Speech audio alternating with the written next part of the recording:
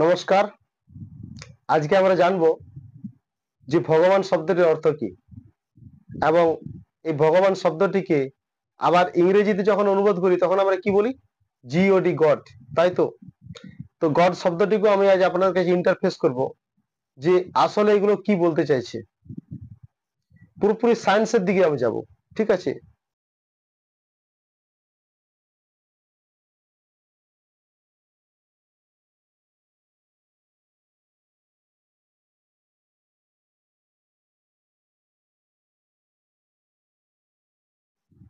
ভ গ বা ন। ভ অ গ বা ন। ভ শব্দের অর্থ হচ্ছে ভূমি, মানে মাটি, অর্থাৎ পৃথিবী, পৃথিবী তত্ত্ব। গ গগন, আর ভয়ের সাথে যে অ রয়েছে সেটা হচ্ছে অগ্নি, মানে অগ্নি, আগুন তত্ত্ব। গ মানে গগন, আকাশ তত্ত্ব। তারপর বা মানে বায়ু, বায়ু তত্ত্ব। এখন এবং দেখছেন সর্বশেষে ইউটিউব আছে চ্যানেল রেইকি নীর। মাস্টার কিষান ন কর্মকার। শব্দের অর্থ হচ্ছে এই নীর। চ্যানেলটিকে নীর মানে এক্ষুনি জল, সাবস্ক্রাইব করুন জল নতুন তত্ত্ব। ভিডিও পাওয়ার জন্য এবং মানে পৃথিবীর যে কোনো অগ্নি, প্রান্ত থেকে বায়ু, না কল করে আকাশ, জল, কেবলমাত্র পৃথিবী। হোয়াটসঅ্যাপ নম্বরে যোগাযোগ 5টা করুন। তত্ত্ব এখানে বিভিন্ন পুরোপুরি পদ্ধতি এখানে রিপ্রেজেন্ট করছে। শেখানো হয়। মানে পঞ্চভূতকে এখানে রিপ্রেজেন্ট করছে। আপনার মধ্যে যে পঞ্চভূত রয়েছে, অগ্নি, জল, বায়ু, আকাশ, পৃথিবী, এই 5টা যে তত্ত্ব, এই 5টা তত্ত্ব কিন্তু আপনার মধ্যে সবসময় কাজ করছে। কিভাবে কাজ করছে? ধরুন আপনি যে খাদ্যদ্রব্য গ্রহণ করছেন তাকে ডাইজেশন সিস্টেমে যে পদ্ধতিতে ডাইজেশন করা হচ্ছে সেখানে কিন্তু একটা তাপ উৎপন্ন করতে হবে, মানে আগুনের দরকার। সেখানে অগ্নি কিন্তু কাজ করছে, এখানে অগ্নি কাজ করছে। এবার সেই খাবারটাকে হজম করার পর প্রত্যেকটা শরীরের মধ্যে যে অংশের মধ্যে যাওয়ার যে ব্যাপারটা রয়েছে, মানে রক্ত তৈরি করার যে ঘটনাটা রয়েছে, সেটার জন্য কিন্তু বাতাসের প্রয়োজন আছে, প্রেসারিং বাতাস প্রয়োজন রয়েছে। তাহলে এখানে অগ্নির পর বায়ু কাজ করছে এবং এই স্থিতিকরণ, তারপর সেটা থাকার জন্য, ঠিক রাখার জন্য যে ব্যবস্থাটা রয়েছে সেখানে ভূমি, মানে একটা জায়গা রয়েছে। প্রত্যেকটা জিনিস পদার্থ পৃথিবীতে যে থাকে কোনো একটা জায়গার উপর থাকে, তার তো একটা জায়গা চাই, সেই জায়গাটা এখানে সূচিত করছে। তাহলে 3টে হলো, আর 4 5 জল, আর হয়ে গেল আকাশ। ঠিক আছে? জল, জল মানে হচ্ছে এখানে আমাদের যে হরমোনস, যে এনজাইম, যে জিনিসগুলো আমাদের ক্রিয়া করছে সবসময়ের জন্য, আমাদেরকে ঠিকঠাক রাখার জন্য, ডাইজেশন ক্রিয়ার জন্য, সমস্ত কিছু কিন্তু আধার সেখানে রয়েছে। ওই জিনিসটা মানে হরমোনস রয়েছে। এই হরমোনসকে ব্যালেন্স যে করছে যে জল তত্ত্ব, সেই জল তত্ত্বটা সেখানে এইভাবে কাজ করছে। এবং আকাশ তত্ত্ব, আকাশ তত্ত্ব মানে যে উপরের স্থান, আকাশ মানে উপর, মানে আমাদের মাথা। তার মানে আমরা যে চিন্তা ভাবনা করছি সেই চিন্তা ভাবনাটাকে কিন্তু এখানে ঘটনাটা ঘটছে, মানে আমরা সেভাবে কল্পনা করছি। তাহলে এখানে পুরোপুরি কাজ করলো এই পঞ্চভূত, ভগবান।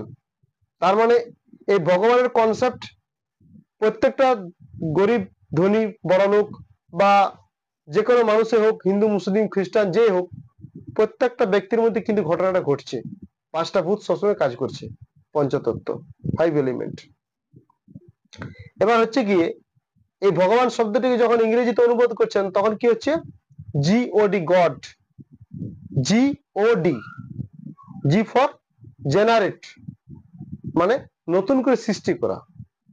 ও মানে হচ্ছে অপারেটিং সিস্টেম, মানে অপারেট করছে, যে চালনা করছে। ঠিক আছে? আর ডি মানে হচ্ছে ডেস্ট্রয়, মানে যে ধ্বংস করছে। মানে আপনি যে খাবারটা খাচ্ছেন সে খাবারটা খাওয়ার সময় কি হচ্ছে, একটা নতুন কিছু সৃষ্টি হচ্ছে, মানে আপনার চেতনা উৎপন্ন হচ্ছে, আপনার শক্তি উৎপন্ন হচ্ছে, নতুন কিছু হচ্ছে, আরো অনেক কিছু হচ্ছে, শর্টে বলছি।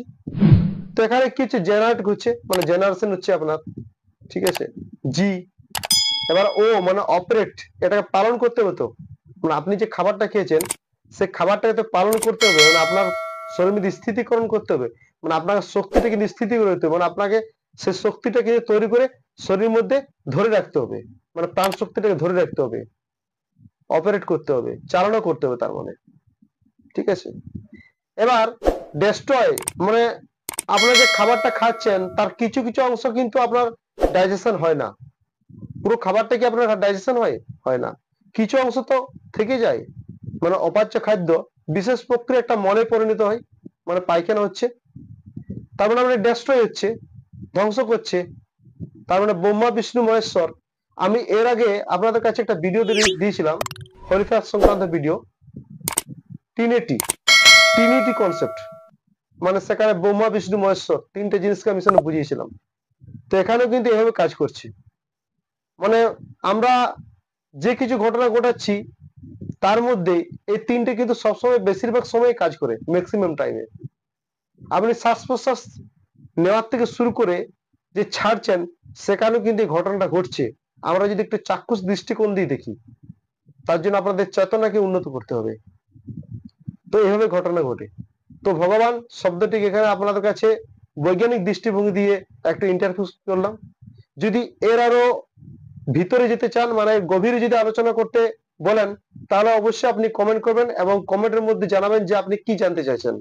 আমি ভিডিওটি আপনাদের কাছে তুলে ধরবো, আমি ভিডিও আপনাদের কাছে দিয়ে দেবো। এবং এই ভিডিওটি যদি ভালো লাগে তো অবশ্যই সাবস্ক্রাইব করবেন, লাইক করবেন এবং বন্ধুদের শেয়ার অবশ্যই করবেন। এবং স্পিরিচুয়াল বিভিন্ন রকম থেরাপি শেখার জন্য ব্যবস্থাপনা করা রয়েছে।